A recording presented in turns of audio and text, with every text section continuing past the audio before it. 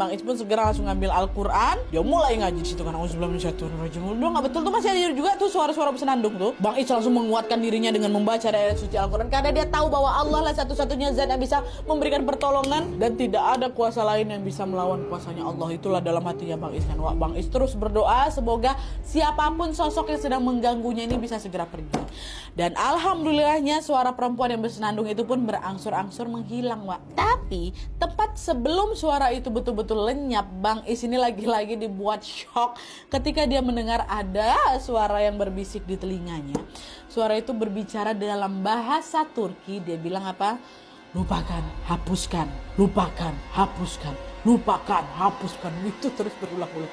Dia sambil baca Quran tuh ada suara itu, barulah hilang suara cewek bersenandung tuh. Setelah suara bersenandung itu hilang, Wak, Bang Is masih agak deg-degan juga kan. Masih, oh iyalah, kalian bayangin aja jadi dia macam mana. Gegara masih ketakutan itu. Akhirnya Bang Is pun memutuskan untuk turun ke lobi untuk bisa menenangkan diri lagi. Nah, supaya bisa lebih rileks lagi, Bang Is ini pun sempat membeli kopi dulu tuh di bawah. Dia minum kopinya sambil duduk-duduk santai di lobi hotel. Nah, secara bersamaan, Wak, ternyata di lobi itu ada beberapa petugas kebersihan yang sedang memperbaiki sebuah lampu yang ada di lobi. Mati lampu tuh. Dan ketika si petugas ini mau memeriksa apakah lampunya ini masih bisa nyala apa enggak, tiba-tiba meledak pula lampu tuh, Wak. Kejadian pun cepat kali. Nah, dia gegara, aku ada di situ. Refleks aku pun langsung nutupin wajah aku kan, gegara takut nanti pecahan lampu tuh kena muka. Ini bukan lampu kecil, Wak, ya, lampu besar, lampu dekat lobi. Dan beberapa saat kemudian Bang Is pun membukalah wajahnya kembali untuk melihat gimana nih kondisi sekitarnya kan. Tapi di sini bukannya melihat suasana lobi hotel,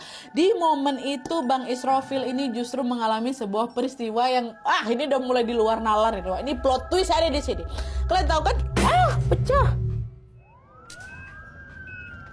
Waktu dia buka apanya lagi, yang dilihat pertama kali sama Bang Is adalah seorang perawat yang sedang mencoba memeriksa keadaannya. Mana anehnya nih Nadia, dengar dulu. Selain itu, pandangan matanya Bang Is ini juga tidak sengaja melihat ada ambulan yang lagi terparkir. Di situ Bang Is mikir, oh mungkin tadi aku cedera waktu lampu di lobi itu meledak. Walaupun kok ya bisa cepat kali aku tiba-tiba ada di dalam ambulan nih. Dan sesaat setelah berpikir demikian, Bang Is tiba-tiba menyadari sesuatu yang janggal lah. Ini dia. Sebentar dulu. Sebentar. Tadi kan aku ada di mana? Lobi hotel kan. Kenapa ini tiba-tiba aku ada di ambulan? Ini aku lagi di mana nih sebenarnya, ya kan? Dengan panik, Bang Is pun langsung lebih fokus lagi menatap ke sekelilingnya. Dan bisa kalian tebak pada saat itu Bang Is lagi ada di mana?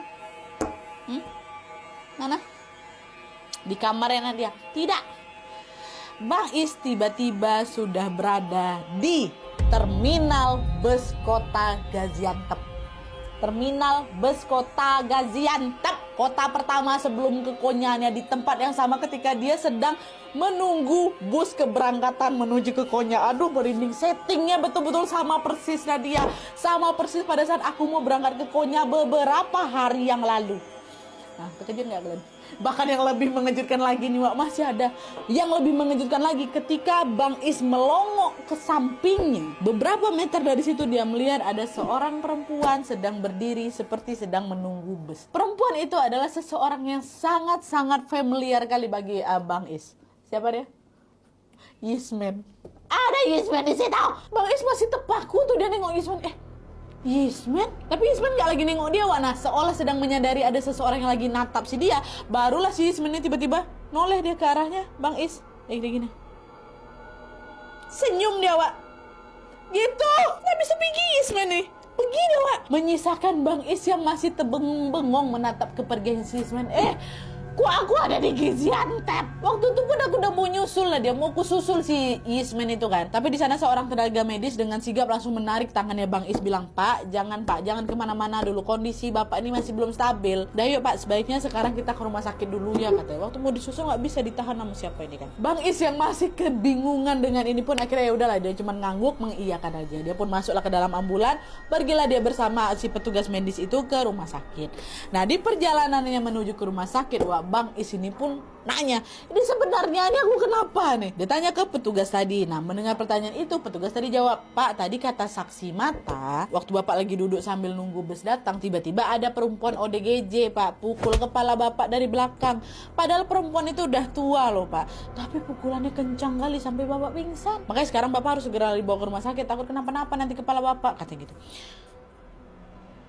Nah, jawaban dari petugas medis itu pun bikin Bang Is kebingungan lah. Ada bingung, ada leganya juga aku Nadia. Kenapa? Karena waktu itu Bang Is mikir, oh berarti semua kejadian yang sudah aku alami itu ya udah itu cuma mimpi aja mungkin itu. Mulai dari dia